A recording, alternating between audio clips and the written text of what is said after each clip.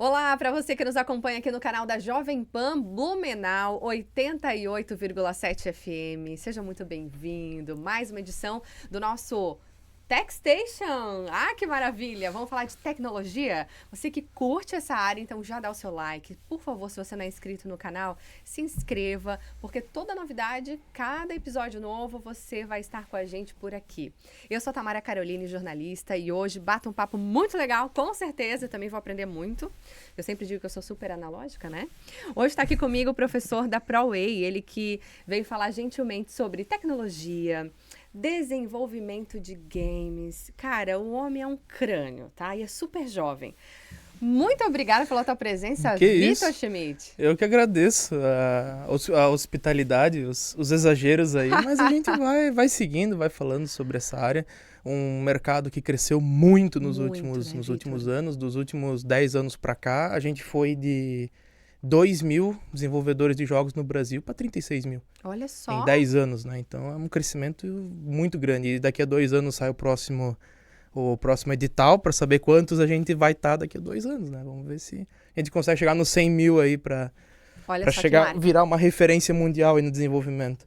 Bom, mas já que você já trouxe esse dado tão importante Uhum. no início, na abertura, eu já quero pegar esse gancho e continuar. Daqui a pouquinho tu fala então da tua trajetória. Claro. A que se deve esse crescimento assim tão interessante? O crescimento de jogos, não só no Brasil, mas no mundo, é porque ele é um entretenimento, se tu for analisar, ele é de muito baixo custo. Ah, vamos ver que filme que tá agora no cinema, Divertidamente 2? Vamos ver Divertidamente 2. Tu vai em 2 pessoas, vai em casal, porque é mais romântico. É um filme romântico. Yes. Aí você vai lá, Compreendo. paga o quê? R$ 30 o ingresso, mais um combo de pipoca, mais uns 80. Seu R$ 140 essa brincadeira, pra 2 horas e um pouquinho de entretenimento. Uhum. Aí tu vai no jogo. Tu compra lá um jogo, vamos pegar um jogo brasileiro aí, vamos pegar Celeste. Tu paga R$ 26. Tu vai jogar aí fácil umas 30, 40 horas o jogo. E além de tudo mais, tem toda uma comunidade gigante através do jogo. O pessoal faz speedrun, faz campeonato, faz um monte de coisa. É um jogo brasileiro. Então é um entretenimento que ele é barato, se tu for olhar o custo-benefício por hora. Eu mesmo tenho jogos que eu paguei R$ 5 e joguei 400 horas já. Vai olhar na minha conta lá, tem 400 horas jogado. Olha só. Então você vai fazer o custo-benefício, né? Uhum. E a produção, ela é muito mais barata que um filme, por exemplo. Tu vai fazer um filme Divertidamente 2, foi orçado em 250 milhões, não foi? Eu não cheguei a ver esse dado, mas, meu Deus, Acho que essa foi. comparação que tu faz é muito interessante. Nunca ninguém tinha feito. Uns 200 e poucos milhões. O Kung Fu Panda 4 que muito lançou, o Kung Fu Panda 4 que lançou, eu lembro de cabeça, foi 195 milhões de dólares. O jogo mais caro até então produzido foi Red Dead Redemption 2, que é da Rockstar, e custou 400 milhões de dólares. Pô, um puto orçamento. Ele se pagou em meia hora. Ele anunciou que ia vender, ele se pagou basicamente. Caraca. Né? É Então, e é uma doideira o universo dos jogos, assim. Hoje, pra você ter ideia, né, se a gente for falar de números mesmo, os jogos hoje, contando os jogos celular, PC, console, todos esses juntos, Uhum. né, só os jogos, fazem mais dinheiro por ano do que cinema, séries, HQ, serviço de streaming, tudo junto. Não vence o jogo e ainda perde lavada por 5 anos de diferença. Nossa, É uma realmente. loucura. Então, assim, a gente só tá no início, né? Porque Só. tem muito a crescer. Se a gente for comparar com outros países que estão muito mais à frente também, né, Vitor? Sim. O mercado no Brasil de desenvolvimento começou de uns 15 anos pra cá. Recente, né? Realmente no Brasil, né? Começou com a... Eu não lembro o nome que tinha antes. Hoje é Wildlife o nome da empresa. É hoje uma das maiores desenvolvedoras de jogos mobile do mundo. Tá no Brasil. Tem quase 600 funcionários, eu acho. Desenvolve jogo pra caramba lá os caras. E é brasileiro. A gente tem a Cocu agora, tá fazendo Horizons aí, um jogo AAA gigante, empresa multinacional trabalhando em cima. A empresa brasileira tá ali também nessa produção. Então o mercado brasileiro de jogos está crescendo muito. Que ótimo. E a vantagem do jogo é assim, tu quer fazer um filme que vai vender um pouquinho, você vai precisar de uma equipe gigantesca, um estúdio, um aluguel, um tiro muito grande, a gente falou 200 milhões fazer um filme, né? Jogo, você junta 4 doidas ideias numa garagem e você faz um jogo. O Celeste foi quase isso. E vendeu horrores. Fobia, um jogo de... O pessoal ali de Floripa que fez, que fala do folclore da ilha e tudo, faz todo um jogo de terror em cima disso. Também acho que foi 5 pessoas que fizeram o jogo. Olha só, E né, também gente? vendeu muito bem. Então, o jogo tem essa vantagem. Você pode produzir você mesmo, se quiser. Muito Uma bom, loucura. muito legal tudo isso que tu trouxe aqui pra gente de informação, Vitor. E eu quero saber, então, como que você chegou nessa área? Como é que chegou a tecnologia pra ti? Já é de muito tempo? Já. Eu sou da época que a gente jogava clica, né? Eu sou da época da clica, jogar truco, ir no boteco tomar um chocolate e ver os tios jogando truco. Tu é natural Aí- de Blumenau? Eu sou natural de Blumenau, mas morei a vida toda ali na região do Belchor, perto Certo. das cascatas ali e coisa, né? Eu morei naquela região ali. Então, há 20 anos atrás era bem mais interior do que é hoje. Hoje até no loteamento, até no os Cegalas que tem ali, que é Eu adoro gigante. aquela Então, região, meu Deus. é uma região que tá crescendo muito. A Cascanéia mesmo era um negocinho desse tamanho. Hoje é um dos maiores parques aquáticos do Brasil. Então, Isso mesmo. então, é um negócio que cresceu muito o Belchor ali, a região. Mas na época era tudo pequenininho. Eu jogava clica, eu jogava taco na rua, arrancava tampão do dedo. Aí eu fui começar a ter algum acesso à tecnologia quando meu pai um dia brotou em casa com um videogamezinho, um Nintendinho na época. Pro pessoal que já sabe um pouco Nintendinho, antigo pra caramba. O Mariozinho lá e vamos jogar. Comecei a me interessar por jogo ali, comecei a gostar da ideia. Aí, alguns anos depois, meu pai comprou um computador. Aí, meu irmão começou a fazer curso de desenvolvimento. Acho que na época ele programava em Java, eu acho. Vou ficar devendo. Olha só. Eu comecei em Java, né? Mas teu irmão já era visionário na época. Como é que ele teve esse estalo, assim, de tecnologia e tal? Ele já era um pouco mais ligado do que eu. Ele começou a olhar em fórum, começou a procurar na internet o que é programação.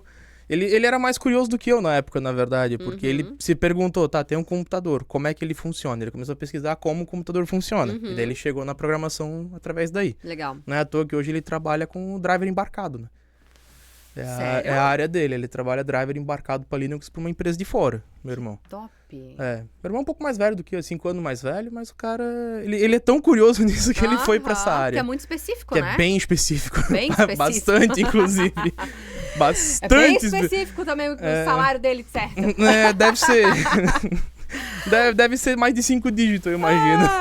Ai, que maravilha. E daí, tendo acesso ao computador, vendo meu irmão programar, eu como sendo um preguiçoso nato, como todo bom desenvolvedor de software eu comecei a olhar e pensar, putz, se eu consigo fazer a máquina fazer coisas pra mim, vamos programar. Então eu sentei pra programar, desenvolver em Java, software, né? Tem uma lenda, o pessoal que programa, que comenta que se você vai começar a aprender a programar direto em Java, que nem eu, não tive aula de lógica, não tive nenhuma base, eu só saí metendo louco no Java. É que nem aprender a andar de bicicleta, com a bicicleta pegando fogo, um morro acima e os pneus furados. Boa comparação. É uma loucura. Você consegue, mas vai sofrer um pouquinho. E daí, programando ali, vendo coisa, eu descobri que jogos também são programados. Olha só que coisa bacana, né? Pô, também se programa jogos. E ali começou o meu interesse. Isso há uns 16 anos atrás. 14 aí. É quando eu vou ficar devendo em que momento eu tive o clique de estudar jogo, né? Certo. E daí comecei a correr atrás de jogo, comecei a correr atrás do que a gente chama de motor gráfico, ou Game Engine. Termo chique. Game Engine.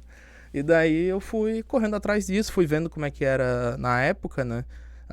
Na época que eu comecei a mexer as duas, que realmente eram grandes, que dava pra você ter acesso com uma certa facilidade, era Unity e Unreal, que hoje também continua sendo as duas maiores aí Isso. no mercado. Pra né? quem começa, é o quê? Explica até pra gente o que é. É uma base, né? Imagina o seguinte, como é que eu vou dar um exemplo? Imagina que você quer fabricar uma jaqueta de couro.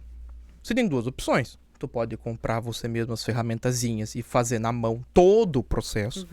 Ou você compra um maquinário que já corta, que já esfarela as bordas, que já faz os formatos. Isso seria Game Engine, seria esse maquinário. Você ainda vai precisar meter a mão na massa, costurar, colar, fazer um processo em cima. Mas uma boa parte a própria ferramenta já te entrega. Já te entrega. Essa é a ideia do Game Engine. Então, por exemplo, simulação de física, de fricção de objetos, simulação da gravidade, massa de objetos, fricção com ar, tudo isso a própria ferramenta já te entrega. São cálculos complexos de fazer em tempo real, né? A gente Quando a gente programa software, a gente programa 1 frame por segundo, o jogo tem que rodar 60 vezes por segundo, todo o código. Então é uma maravilha da tecnologia jogo funcionar, na verdade. É verdade, né, se tu para pra pensar... parar pra pensar, realmente... Se tu para pra pensar, o jogo funcionar é uma maravilha da tecnologia, porque... vamos jogar, né, vamos pegar um jogo bem popular, eu vou jogar COD. Sem calango numa partida, todo mundo se matando pra ver o último que fica vivo. Beleza, até aí nenhum problema. Mas tu já parou pra pensar toda a engenharia por trás? Toda engenharia. O cara tá jogando com 160 frames, o outro tá jogando com 60, e os dois tem que estar balanceado entre si. O cara com 260 não pode jogar mais rápido que o de 60. Então, como é que tu resolve essas coisas? Se vira. Esse é o problema dos devs. E por isso que quando tu falas assim, que quem é programador são, como é que tu falou ali? Os preguiçosos natos? Preguiçoso nato. Os preguiçosos só se for fazendo atividade física, porque aqui no cérebro não... Que trabalheira, né, querido? Meu Deus, como é bom a gente ter pessoas que gostam de áreas diferentes, né? Graças a Deus. Pessoas boas em todas as áreas. Fala um pouquinho mais pra gente, Vitor. Tu falou ali um pouco sobre o que te atraiu para o desenvolvimento de jogos, né? Mas tu fez algum curso? Eu fiz... Mais adiante? Eu fiz curso na ProWay. Na época tinha um curso lá, eu fui... o professor que dava aula na época trabalha hoje na Playmovie, uma empresa aqui de Blumenau, de desenvolvimento de jogos também. Sim. A gente pode depois entrar em mais detalhes. Aí depois eu fui mais comendo pelas beiradas por fora, porque ainda falta muito isso no Brasil. Falta qualificação? Falta qualificação real no Brasil, porque assim, vou aprender jogos, tá. Aí Nós temos a ProWay, o Tech Gamer que eu tô dando lá, tá. Qual que é o outro mais perto? Itajaí Univale, você vai fazer um tecnólogo. É difícil você encontrar os cursos no meio do caminho. Ou você sai do ensino médio direto pra graduação, que é o tecnólogo. Entendi. E na graduação, nem sempre você vai ter condição financeira de pagar o curso, porque a Univale não é gratuito. Você tem que pagar o curso, morar lá, porque em Itajaí é uma locomoção considerável. E daí, bom... Mas então eu considero que nós temos uma joia preciosa aqui em Blumenau com a nossa ProWay. Temos. Ô, Vitor, tu imaginou em algum momento que, de curioso, tu se tornaria um instrutor hoje na área? Meu Deus, né? Que passo legal, que passo interessante pra tua carreira. Eu nunca esperei acontecer isso. E conta pra gente como é que surgiu esse convite pra ProWay. Esse convite pra ProWay, ele foi interessante. Em 2020, mais ou menos, eu tava lá na Federal, na UFSC, estudando Ciência da Computação. Certo. Aí tivemos efeitos pandêmicos, né, em escala aí um pouquinho global. E por causa disso, a Federal na época ficou muito se ia dar aula, se ia pro EAD, se ia mandar todo mundo embora, depois retoma como se nada tivesse acontecido. E bom, pra mim ficar morando em Floripa pagando aluguel era muito custoso. Pô, aluguel em Floripa, tu aluga um quarto do tamanho dessa mesa aqui, tu paga R$600. É uma fortuna. Sim. Ainda tem que rachar mais 2, 3 quartos com mais gente ainda que tu nem conhece. Tu vai no grito torcendo que não vai fazer nada contigo de noite. Você só vai na fé. E daí, como deu essa questão ali da Federal, eu acabei voltando pro Blumenau, minha terra natal, voltei pra cá. E aqui surgiu a oportunidade, a ProWay me convidou, assim, já que você já foi aluno nosso, né? Na época que você foi aluno, você foi um dos melhores da turma, né? Nós temos indicação do teu antigo professor falando bem de ti. Pô, tu topa vir dar aula pra nós?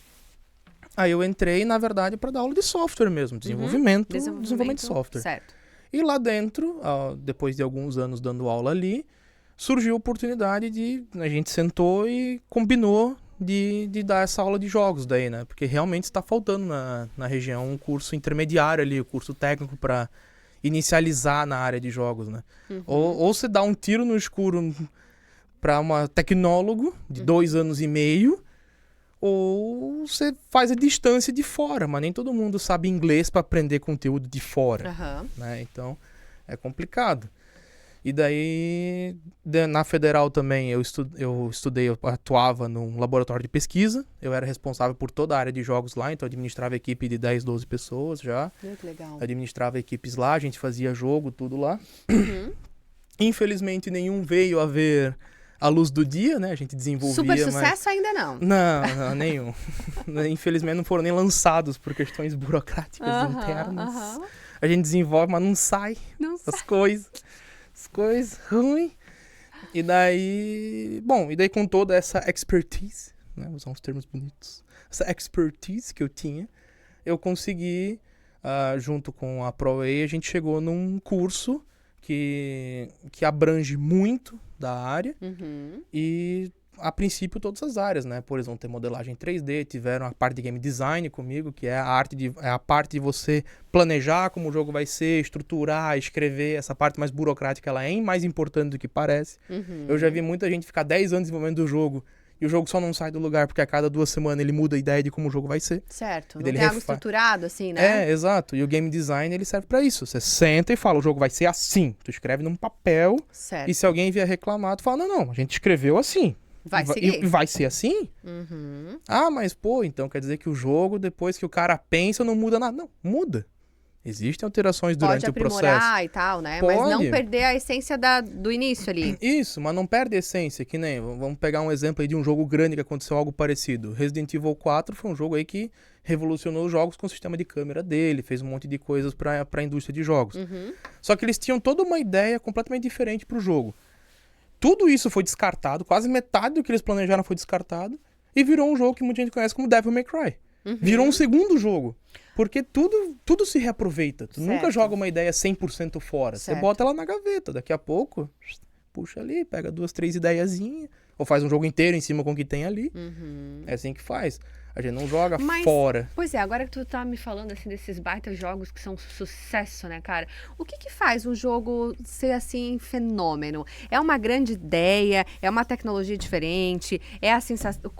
É a divulgação disso? É ter patrocinador em cima disso? Me explica isso pra gente. Tá, eu vou então... Seja sincero. Não, eu vou ser bem sincero. Então eu vou usar uma frase que não é nem minha. Tem um jogo chamado Gears of War, que foi um puta sucesso também, estourou, vendeu igual doido Gears of War. Né? Então aqui tem 5 jogos, vamos fazer os 6 agora, né? Então são jogos gigantescos. O game designer que mandava no projeto tem uma frase muito bacana, que é: a gente não sabe o que tá fazendo. A gente vai no instinto e torce pra dar certo. É mais ou menos por aí. Quando a gente desenvolve jogo, você pode ter uma puta ideia revolucionária. Aí você implementa e não funciona. Depende muito. Quando você faz um jogo, você tem uma relação entre o público gostar do jogo e a ideia ser boa ao mesmo tempo. Vou dar um exemplo de um jogo que eu joguei muito. Um jogo que não é muito conhecido, mas o 7 Days to Die é um jogo que ele tem um sistema de build, você mesmo constrói, tipo Minecraft, você vai construindo a rodo, você pode fazer casa, pode fazer o que você quiser. Nas primeiras versões do jogo, lá de 10 anos atrás, para tu construir um revólver para se defender dos zumbis, por exemplo, tu tinha que achar um revólver, tu desmontava ele, você ia ter as peças separadas, o tambor, o gatilho, o grip, né, para pegar a mão, o barril, né, o cano. Aí tu tinha que botar isso em argila para fazer os moldes. Você tinha que cozinhar os moldes para ficar duro. Aí você tinha que pegar metal da forja derretido e botar dentro de cada molde para poder tirar as peças para fazer um segundo revólver. Certo. Pô, a ideia é muito legal. Até a segunda vez que tu faz isso. Depois da terceira, você não quer mais fazer. Não quer porque mais. É um saco. Pois é. É uma chateação em níveis extraordinários. Quando você joga a primeira vez, pô, que da hora, você é ferreiro. É, porque é novidade, né? É uma puta novidade. Aí você joga, você faz isso 2, 3, 4. Na quarta vez você não quer mais fazer. Você pega os revólver que tem no cenário e vai usando. A hora que ele estragar, joga fora e acha outro. Porque é muito... Chega num ponto que chega a ser chato. Então, a ideia é muito boa. Mas pra esse jogo não funcionou. Não é à toa que tem simulador de ferreiro. Existe isso. Existe um jogo que é Smithing Simulator. Você ser simulador de ferreiro. Toda essa mecânica encaixa, porque ele é um simulador de ferreiro. Então, quando você monta um jogo, você tem tudo isso. Você tem que se preocupar com tudo isso. Então, o que encaixa na mecânica do seu jogo, o que não encaixa. Às vezes, a gente tem que fazer muito a arte do desapego quando a gente vai fazer game design. Porque tu tem uma puta ideia. E daí, quando você começa a fazer o jogo, tu sente que o jogo tá muito poluído. Ele tem muita coisa pra fazer. O Resident Evil 4 é um bom exemplo. Ah, tem muita coisa. Tiraram... É tanta coisa que eles tiraram que virou um segundo jogo. Entende? Olha o tamanho que ia ser o jogo. E não ia dar certo. Não ia funcionar. Então, existe uma sutileza ali entre ser bom, ser revolucionário e ao mesmo tempo... cair no gosto da galera e cair mesmo, no gosto né? da galera, exato. Mas assim, tem algum ingrediente a mais que faz o cara realmente ser sucesso, assim, com jogos? Você pode... Quando eu te falei ali de ter patrocinador, de ter gente que investe, né? De Uhum. investir dinheiro, marketing em cima disso. Como é Sim. que é toda essa parte de marketing por trás dos jogos também? Sim, o marketing, ele é importante. Não adianta você fazer o melhor jogo do mundo e ninguém saber que ele existe, né? Isso é uma característica. E o marketing está sempre de mão dada com o desenvolvimento do jogo. Porque se ninguém sabe, ninguém compra. A grande questão do marketing é você tentar vender o jogo da forma que ele é. A gente teve vários casos aí de jogos que venderam muito mal, porque a propaganda vendeu uma coisa, e daí quando chegou no lançamento era outra coisa, nada a ver. Uhum. É uma Incompatível. qualidade gráfica muito menor do que foi anunciado e não sei o quê. Então, assim, tem muito cuidado com isso. Mas o marketing está sempre de mão dada com o jogo. Hoje em dia, se você é um desenvolvedor independente, então você tem uma equipe ali, 4, 5 pessoas, você não vai ter 200, 300 mil reais em verba para fazer um marketing gigantesco em cima do jogo. Uhum. Hoje a gente usa os streamers.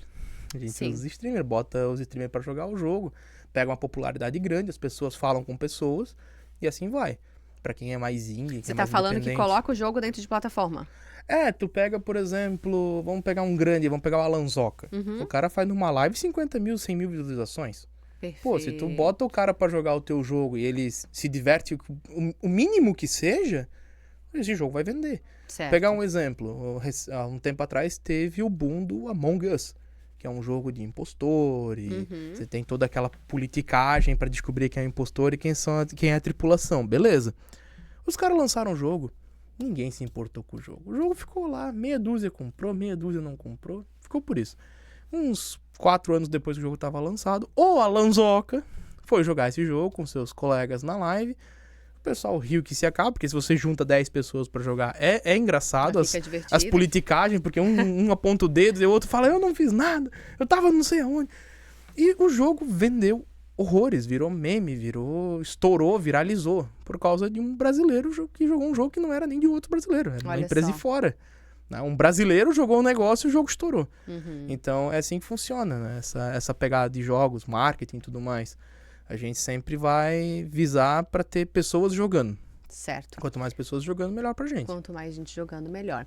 E quando você falou assim, a gente desenvolveu ali alguns jogos e tal, mas não vendeu, não foi pra frente, qual que foi o gargalo? O que acontece? O gargalo foi burocrático. Burocrático. Porque o que acontece? Na Federal lá, eu trabalhava num laboratório de pesquisa. Uhum. E esse laboratório de pesquisa, o principal intuito dele era estudo de transmídia. O que significa? Você tem a Disney, por exemplo. A Disney tem o Mickey. O Mickey tem jogo, tem série, tem filme, tem parque temático, tem show na Broadway, tem mochila, tem penal, tem lápis, tem caneta. Isso é transmídia. Você pega um cara, um elemento, uma história, alguma coisa, e você faz vários produtos dele. Uhum. Eu trabalhava lá num projeto nessa mesma pegada. Então nós tínhamos uma história muito, muito complexa, cheia de detalhes. Aí tinha HQs, tinha séries que estavam sendo produzidas, tinha vários outros produtos também nessa pegada. E tinha os jogos, óbvio, é um produto transmídia dentro dessa pegada. Certo. Só que nenhum a gente conseguiu completar para ficar redondinho para ser lançado. Porque daí começava, aí dava algum impedimento, porque a história tá assim, a história tá assado, isso aqui não condiz com o que tá escrito, e daí começava a desanimar do jogo, a gente ia para outro. E assim a gente foi fazendo, acabou infelizmente não lançando nenhum deles. Entendi. Acabou infelizmente ficando arquivado. Talvez hoje até tenham lançado, já faz 2 anos e meio que eu não tô mais lá, né? 3 mais, na verdade vai fazer agora 3 anos, quase 4 que eu não tô mais lá. Talvez alguma coisa tenham lançado hoje em dia. Entendi. Não só pra gente compreender também Sim. por detrás, né? Sim. Mas, ô Vitor, eu queria te perguntar também assim, né? Pra quem tá saindo aí da fase da adolescência... fase boa. Iniciando a vida de pagar boletos. Saudade da época, minha única preocupação era não perder o busão. Pois então, né? A gente tá falando hoje aqui de uma área que, como tu falou ali, né? Os números iniciais foram muito legais. É uma área que tem muito a deslanchar ainda, né? A crescer muito, né? Uhum. Por que é tão interessante? Por que é um bom caminho, por exemplo, aprender a programação através do desenvolvimento de jogos? Putz, essa é uma boa pergunta. Porque é o seguinte, vamos lá. Quando você vai desenvolver software, por exemplo. Vou aprender a programar. Pô, você vai pegar... Se você for fazer lógica de programação, provavelmente você vai pegar Portugal ou Pascalzinho, que são linguagens um pouco mais simples, tem as suas limitações por motivos óbvios, porque as duas foram criadas com intuitos de ser didático.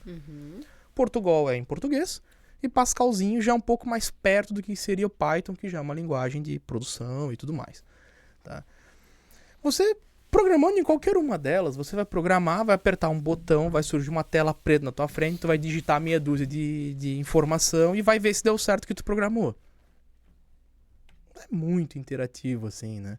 Agora, eu vou lá e programo meu boneco pra andar, pular, pegar uma moeda, explodir, rodopiar e voar contra uma parede. Pô, parece muito mais divertido. Cara, eu tô aqui me imaginando. Nunca programei nada na vida. Gosto mais da segunda opção. Exatamente, porque é mais interativo. Tu programa e vê algo... Você vê um movimento muito maior. Você vê algo muito, muito maior acontecendo. Então você consegue ensinar lógica de programação de uma forma muito simples, intuitiva, direta, com jogos. Pode ser com Unity, pode ser com Unreal, pode ser com Godot, que é outra linguagem que usa Python, por exemplo. Você pode fazer, se quiser ir mais simples, tu pode ir pro Scratch, por exemplo, que é uma linguagem bem simples, bem intuitivazinha para mexer também. Você pode ir para Game Maker, por exemplo, que já vem com muita coisa pronta. Você pode ir para o RPG Maker. Você pode ir para várias ferramentas para começar a aprender a programar ou aprender lógica de programação, aprender ordem das coisas, né? O que começa, o que termina, o que é uma variável, o que é uma função. Tudo isso tu aprende fazendo o jogo. Certo. Quando você for para um software depois, é a mesma linha de raciocínio. Mesma linha, né? É a mesma linha, mesma coisa, né? Por exemplo, se eu fosse programar o software que enche o copo de água, por exemplo, eu ia programar. Se o copo tá vazio, então enche de água, beleza. Se eu faço num jogo, eu faço uma animação da água entrando. Eu faço todo um piricute em volta, mas a ideia vai ser a mesma. Confere se o copo tá vazio, enche de água. Então, a linha de raciocínio é a mesma. Só que você faz isso de uma forma mais visual, mais bonita, mais interativa, com uma coisa que provavelmente você já gosta de fazer, que é jogar, né? Que eu te conheço. Eu também gosto, não tiro tua razão. Gostei de ter mais tempo pra jogar, inclusive. Infelizmente não tenho tanto hoje em dia, mas eu gostaria de ter mais tempo. Infelizmente. Que legal. Mas legal. cara, o jogo ele traz essa... Você consegue trazer programação de uma forma um pouco mais divertida com jogos. Se você vai direto pra código, pra coisas, você vai ter que fazer muito ajuste antes de começar, se quiser fazer algo mais visual, mas também vai ser aquele visual nível... software de mercado, sabe? Que é aqueles botão quadrado escrito iniciar, assim, em Arial 12, um negócio assim. Com o jogo não, com o jogo você consegue fazer uns botões mais bonitos, você consegue fazer umas interações mais interessantes. Então fica bem mais visualmente bonito, elegante, mais divertido, mais descontraído. A aula também você consegue falar sobre jogos que o pessoal tá jogando, você interage. Por exemplo, um jogador, um aluno lá comenta alguma coisa sobre um jogo. Não, você gostou disso? Então vamos fazer, vamos sentar e fazer. Fazer igual, ou próximo pelo menos. Né? Como é que faz um sistema de recarregar uma arma num jogo? Pô, confere a munição, confere não sei o que, confere se tem munição no bolso, troca, faz não sei o que, aplica animação. Tudo isso são lógica de programação, tem uma sequência de passos a ser cumpridas. Bacana. E é muito mais intuitivo, muito mais divertido fazer isso do que só tela preta com digita lá, assim, né? Em vez de fazer um menu, por exemplo, que você tem que botar 1 para escolher o macarrão, 2 para escolher o arroz, 3 para finalizar a compra, você bota isso num menuzinho bonitinho, clica e faz um carrinho, por exemplo. Legal. Ô, Vitor, e eu queria saber mais detalhes realmente sobre esse curso, assim, que vocês hoje oferecem na ProWay, porque como tu falou, né, são poucas hoje as opções para quem quer se qualificar, quem quer aprender. Como é que funciona esse curso? Então, e que legal saber que tu participou da vida desse curso, né? Tu ajudou a desenvolver, na verdade. Eu ajudei a desenvolver, eu ajudei a criar os temas, ajudei a criar toda a linha de raciocínio, começo, meio e fim dele, né? O que vai ser ensinado, o que não vai ser. Hoje, o curso... Queria que tu falasse justamente assim, como é que é o curso, mas ele acaba sendo o quê? Como se fosse um tecnólogo? Não, ele não chega em tecnólogo, porque tecnólogo é nível superior, né? É graduação mesmo. Chegaria no nível... Um técnico qualificatório, por causa da carga horária, né? Se for olhar em carga horária, não chega a ser um técnico de 1.200 horas. Sim, né? Não é um curso mas é muita prática. Tem bastante prática, todo dia. A minha aula, literalmente, sento, mostro o que tem que fazer, faz igual aí, só que em vez de fazer essa lava, faz uma poça tóxica aí, se vira. Então vamos lá, fala pra gente mais sobre esse curso, quanto tempo tem, quem pode entrar, tem que ter alguma noção, alguma base? O ideal seria, para esse curso planejado que foi feito, o ideal já seria a pessoa ter pelo menos lógica de programação. O ideal. Pra o nome facilitar, do curso, bem certinho? É Tech Gamer. Tech Gamer, tá. Na ProA lá. Atualmente eu dou aula na Unreal, né, desenvolvimento de jogos da Unreal, tem jogos aí pequenininho, que nem The Witcher 3 só, que foi feito usando Unreal Engine. Certo. Gears of War, que a gente falou agora há pouco, também foi feito usando Unreal Engine. Então tem muito jogo grande feito com essa ferramenta. Tem muita vaga. O próprio Fortnite, né, que é hoje só o terceiro maior jogo jogado hoje no mundo, Fortnite é da Epic Games, que faz a Unreal Engine. Qual é o jogo mais jogado? O jogo mais jogado hoje é LoL, é League of Legends. Aí logo em seguida vem o Dota 2, e daí vem o Fortnite. Certo. E essa ordem, ela muda de tempos em tempos, né? Então depende se alguma coisa aconteceu, cai de um, vai pro outro, né? Que nem recentemente o League of Legends atualizou o sistema deles de anti-hack, que é o Vanguard, que ele roda no kernel do PC. Então teve gente que nem eu, por exemplo, não baixei, porque eu fiquei meio assim de botar coisa pra rodar nesse nível. Não sei, eu fiquei meio assim, mas... Então varia muito, mas fica nesses três aí, fica nesses três. A gente teve uma época que o World of Warcraft também tava, mas já caiu bastante.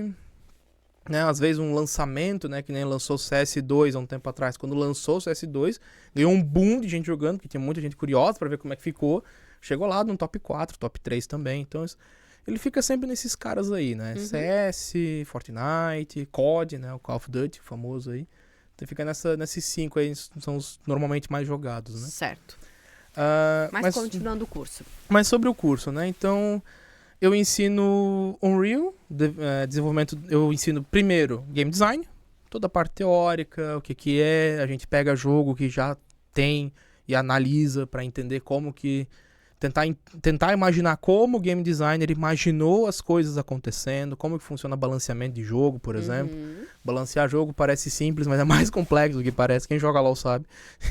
É bem mais complexo do que parece. Tem muita sutileza na hora que tu vai balancear um jogo. E quando tu fala balancear o jogo é o quê? Não ter um item muito forte demais e nem um item muito fraco demais, né? Ou dar esse item muito forte muito cedo, né? Tu dá se eu der uma bazuca infinita pro cara na primeira fase, ele vai usar a bazuca infinita, porque destrói tudo com um tiro. Não tem por que usar outra arma, é uma bazuca infinita. Não tem nenhuma necessidade de eu perder tempo usando a pistolinha com munição limitada. Você tem a bazuca infinita. Tá? Então tem essas questões que a gente tem que sempre, quando vai balancear, vai planejar o jogo, tem que tomar bastante cuidado. Certo. Mas pra não entregar tudo assim, de mão beijada já no primeiro momento. E a própria questão da criatividade também, né? Claro. Você sentar e pensar em coisas novas para um jogo é uma sutileza complicada, porque quando a gente fala de criatividade, a gente sempre tende a imaginar que a criatividade ela vem do nada. A pessoa do nada tirou uma ideia da cartola. Não, a maioria das vezes, a criatividade, na verdade, ela é uma junção de várias pequenas coisinhas que a gente vê ao longo da vida, né? E aí, muitas vezes, é intuitivo também. Que se tu tá falando de planejamento, pô, tu vai pensando ali, o cara parado... O cara tem que ser algo atrativo para manter a pessoa ali, né? Querendo jogar, querendo ir para a próxima fase, no próximo nível. É muito interessante. Sim, e tem toda teorias em volta, tem estudos, tem uma série de coisas. Existem normativas para fazer jogo viciante, por exemplo, né? Se você quer fazer um jogo de celular viciante, tem regras, tem macetes, tem jeitinhos de fazer. Mas se você vai mais pela intenção de, quero fazer um jogo que eu gostaria de jogar, que foi o que me atraiu também a começar a desenvolver jogos na época, eu quero fazer um jogo que é perfeito pra mim. Esse era meu primeiro objetivo. Eu nunca fiz esse jogo. Até hoje eu nunca tirei ele do papel, porque a cada meio ano, quando eu penso nisso, eu chego à conclusão que essa ideia muda. Então só nunca vai sair. Mas quando a gente fala de desenvolvimento de jogo, né, então no Tech Explorer lá, né, no Tech Gamer, aliás. No Tech Gamers lá. A gente começa com game design, pra poder aprender a lidar com isso, né, planejar, e daí a gente vai para a parte técnica. A parte técnica é na Unreal, como eu comentei, a gente aprende a programar, a gente aprende a questão de luz, por exemplo, como funciona a luz na vida real. No jogo a simulação é a mesma coisa, então tu tem que aprender como luz funciona, como é que funciona uma refração, como é que funciona a rugosidade de um objeto, a translucência, a deformidade da luz através disso, tudo isso você tem que aprender para poder fazer o jogo funcionar, para poder implementar os materiais e tudo mais, né? Que a gente trabalha com física baseada na realidade. Certo. Né? O PBR, Physics Based Reality, uma coisa assim. Eu não lembro agora o termo técnico. Ai, assim, meu Deus, é muito termo técnico. Não, é muita inteligência numa pessoa só, gente. É muito termo técnico. Ai, meu Deus do céu. E, bom, e a gente também trabalha... Deve ser um professor divertido, né, Tyson? Ele deve ser um professor da hora. Deve ser. Não sei, tem que perguntar pros alunos daí. Eu não escuto eu mesmo dando aula, eu só dou aula. Mas tem os feedbacks, né? Tem. Até agora tudo 100% positivo. Legal. Sempre. Então, até o momento. Até o momento não houve reclamações. E daí a questão é o seguinte. Então a gente aprende a parte física da vida real como um todo, né? Então a parte de física, por exemplo, se eu programo que eu vou aplicar uma força de 30 nesse objeto para cá, uma coisa é a superfície ser perfeitamente lisa, igual a gente aprende na escola. Faz a conta da superfície perfeitamente lisa e não sei o que. Beleza. Mas e se esse objeto tem rugosidade? E se essa mesa tem atrito com o objeto que eu estou empurrando? Ele vai mover 30 ou ele vai mover menos? A gravidade também aplica força, aumenta o atrito. Então, quando a gente vai trabalhar com o jogo, a gente trabalha com muitos fatores da vida real. Então, física, que legal. Se tu gosta de física, jogo vai ser uma ótima pegada para ti. Questões matemáticas também, a gente trabalha com muita fórmula matemática. Por exemplo, eu quero fazer um projétil ficar em órbita desse copo. Pô, eu tenho que aplicar a fórmula do que é um objeto em órbita. Isso é uma fórmula desse tamanho. Se eu aplicar isso no jogo, vai funcionar, o objeto vai ficar em órbita. Se eu quiser fazer, por exemplo, um movimento uniformemente variável em ponto de objeto móvel, isso também é uma fórmula, você pode aplicar. Ele vai sempre tentar ir até o objeto, levantou, ele cria um objeto. Mas quem que faz a fórmula? Essas fórmulas matemáticas, para nossa sorte, elas já existem. Só que você tem que saber aplicá-las no jogo. Tem que saber aplicar, pegar a física. Né? Sistema de colisão, por exemplo, né? O copo eu posso fazer ele sem colisão. Eu boto ele aqui, ele atravessa o chão e vai embora. Né? Então tem muitas questões quando a gente trabalha com o jogo. Né? Tem muitas áreas. Não é à toa que é muito comum ter especialistas. Né? Então o cara é especialista em materiais. O cara é fera em fazer esse copo do jeito que tu vê ele aqui, vai ter uma cópia idêntica no jogo. Pois é, você está falando de especialista e eu lembrei que vários professores que já passaram por aqui falando de tecnologia, vários destacaram que essa questão de tu ser especialista em algo é muito bom. Tem sido algo muito bom. Costuma ser. Porque a pessoa ela acaba realmente se destacando em algo muito específico.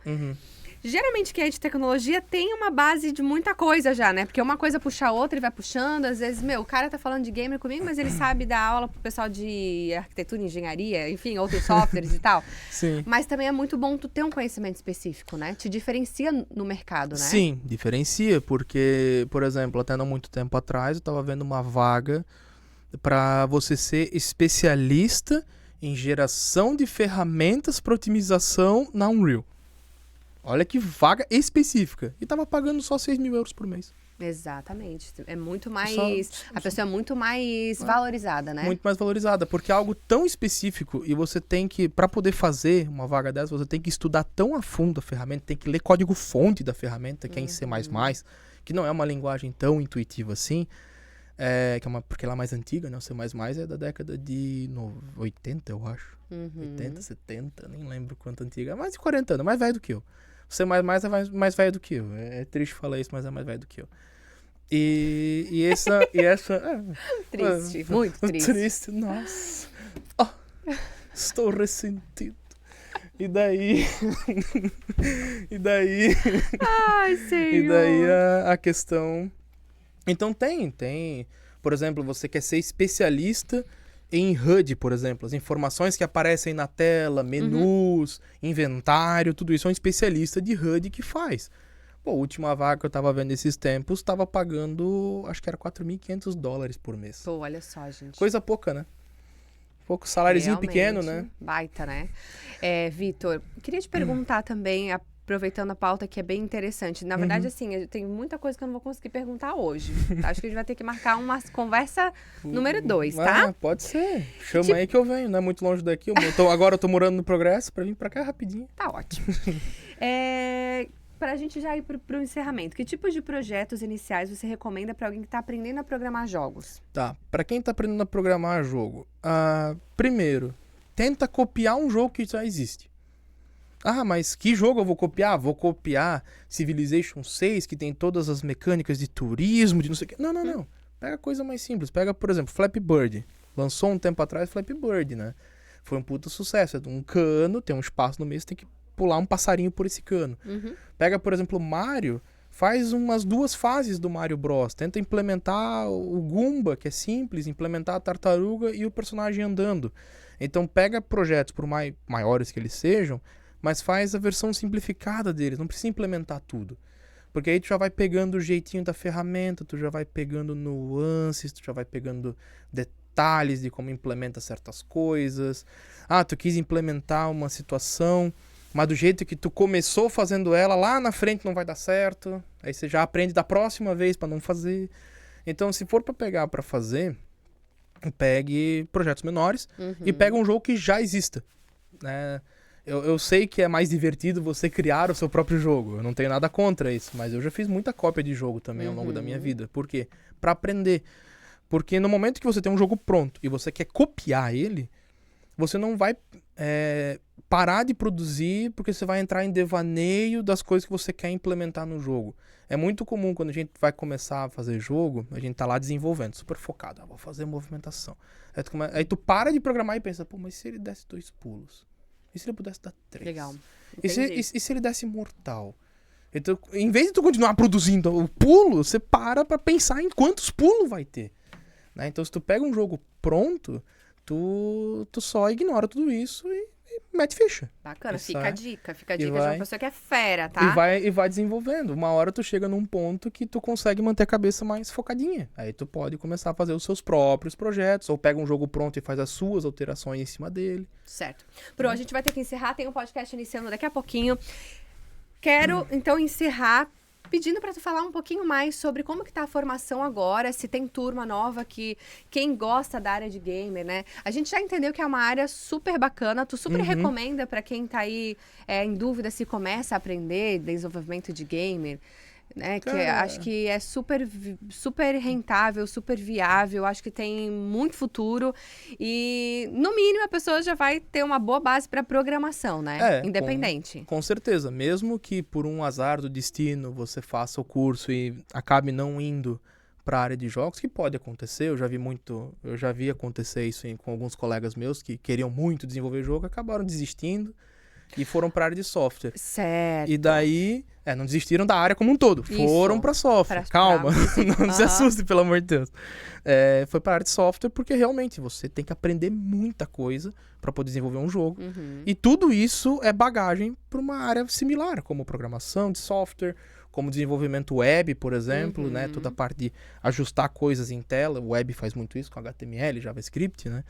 Então, assim, eu recomendo, eu acho que é uma boa proposta para quem quer começar a programar e quer ver se a área de tecnologia se encaixa com você, porque tem perfis, né? Gente, não vamos fingir também que todo mundo vai gostar, existem perfis.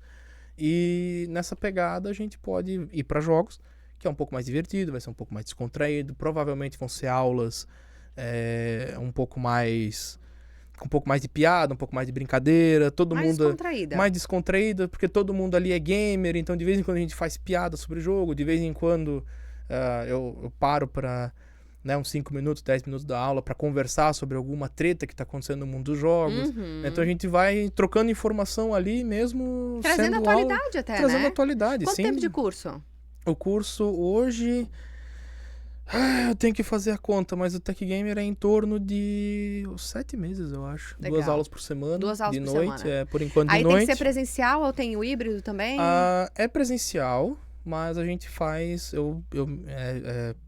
solicitado da minha pessoa, ó que chique, solicitado da minha pessoa que eu grave as aulas, né, faço todo o processo para se por acaso o aluno não pôde vir, tem gravação, se por um acaso do destino teve que ficar em casa por algum motivo, pode assistir online, é feito gravação ao vivo também. E tá rolando uma turma ou vai ou tem turma nova Tá acontecendo? rolando uma turma agora já, a gente já tá uns 3 meses já desenvolvendo ali, então não sei quão complicado seria pra entrar agora. A gente já viu muita coisa, então não sei que pontos daria pra entrar agora. E vai ter uma turma que vai abrir agora vou até pegar aqui na minha colinha pra Claro, não falar fica à vontade. besteira, em outubro. Ótimo. Vai ter uma turma em outubro, vai abrir começando com soft skills, então questão de empreendedorismo, né, com o currículo, questão de interação de empresa, essas partes assim, e daí a partir do ano que vem, lá para janeiro mais ou menos, aí eu assumo a boleia fazendo a parte de desenvolvimento de jogo propriamente dito. Então eu assumo ali para jogo, para essa área, para continuar tocando daí a turma, né? Dá para trabalhar para grandes empresas, dá para empreender, tem muitas opções, né? Sim. Empreender com jogos Eu ousaria dizer que se você for empreender, você mesmo fazer o seu próprio jogo, é mais fácil fazer um jogo do que um software. Por quê? Para fazer um software, vamos imaginar uma empresa grande aqui de Blumenau. Vamos pegar a Sênior, empresa grande. Pô, tem BMW como cliente, tem um monte de coisa. Tá, legal. Só que para você fazer um software, é mais fácil que um jogo. Só que você vender ele requer um cliente. Jogo, você vende para vários pequenos clientes. Você vende para várias pessoinhas fofinhas que querem jogar o seu jogo. Isso. Você não vende pra BMW, pra não sei das quantas, pra não sei quem, pra Pan, por exemplo, né? Vou fazer um software para ajudar o gerenciamento de funcionário da Jovem Pan. A Jovem Pan tem que querer. Senão meu gerenciamento de pessoas não serve pra nada. Não vou ter cliente. Né? Então, o jogo tem essa vantagem. Tu pode fazer um jogo simples, tu pode fazer um jogo com o que você consegue fazer, e quando lançar, vão ter pessoas interessadas, vão jogar o jogo, vão comprar, vai dar uma renda, Maravilha. e disso você vai girando a máquina, né? Você pode começar a empreender com jogos, é mais fácil, mais plausível do que direto com software, ainda mais hoje em dia que tem tanto concorrente gigante aí. Certo. Então, tá sendo complicado. Vitor, adorei o bate-papo hoje contigo, tá? Claro. A gente vai marcar uma outra conversa pra gente falar mais, porque ficaram algumas dúvidas aqui ainda, tenho certeza, mas o conteúdo foi maravilhoso. Gente, você que se interessou pela área de desenvolvimento de gamers, procura, por favor, a ProWay, que tem uma equipe lá te esperando para tirar todas as dúvidas, tá? Hoje a gente falou um pouquinho mais sobre Tech Gamer da ProWay, que é um curso fantástico, com um dos professores aqui, ó, o Vitor Schmidt. Obrigada, Vitor. Até a próxima, Muito viu? obrigado. Eu que agradeço o convite. Até a próxima. Deus Gente, quiser. fechando por aqui, TechStation de hoje. Um grande beijo. Obrigada a você que acompanhou até aqui. Se inscreva no canal da Jovem Pan, não se esqueça. E procura lá para o nas redes sociais para mais detalhes dessa conversa que a gente teve hoje aqui.